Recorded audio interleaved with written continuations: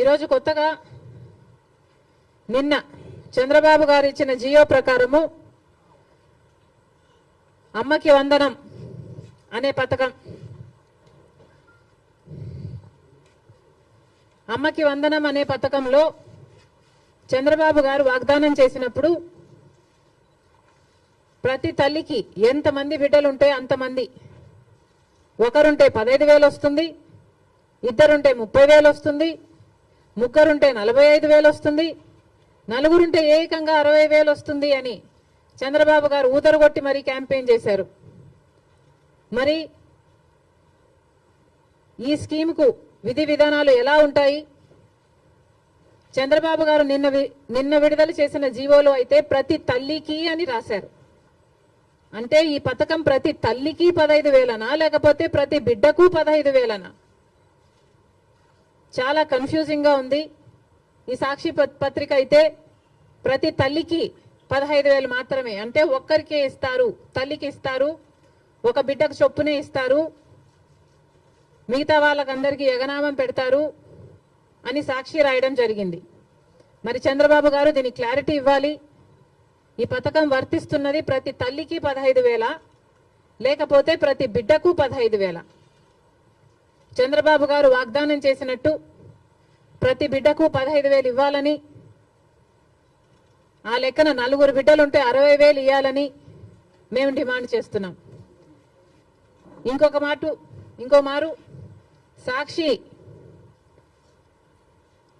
సాక్షిని నడుపుతున్న జగన్మోహన్ రెడ్డి గారు కూడా సమాధానం చెప్పాలి.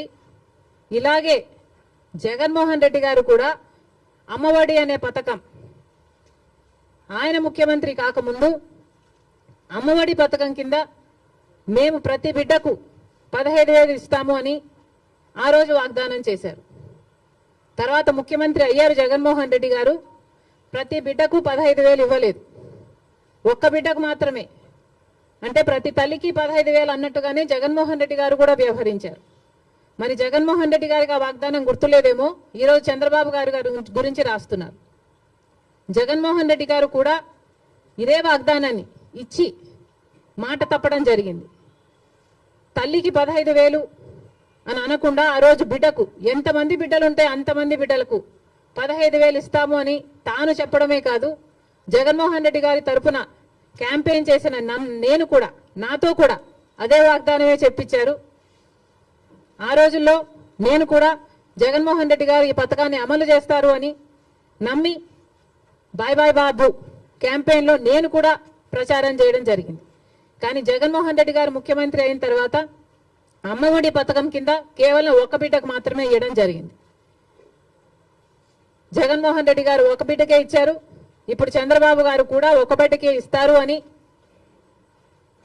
అర్థం వచ్చేటట్టుగా నిన్న జీవోలో ప్రతి తల్లికి 15,000 అని రాయటం జరిగింది. కాబట్టి చంద్రబాబు గారు దీని మీద క్లారిటీ ఇవ్వాల్సిన అవసరం ఉంది అని కాంగ్రెస్ పార్టీ డిమాండ్ చేయడమే కాకుండా ప్రతి బిడ్డకు మీరు వాగ్దానం చేసినట్టు సూపర్ 6లో ఉన్న ప్రతి వాగ్దానము నిలబెట్టుకోవాలని కాంగ్రెస్ పార్టీ చంద్రబాబు గారిని, కూటమిని డిమాండ్ చేస్తున్నాం.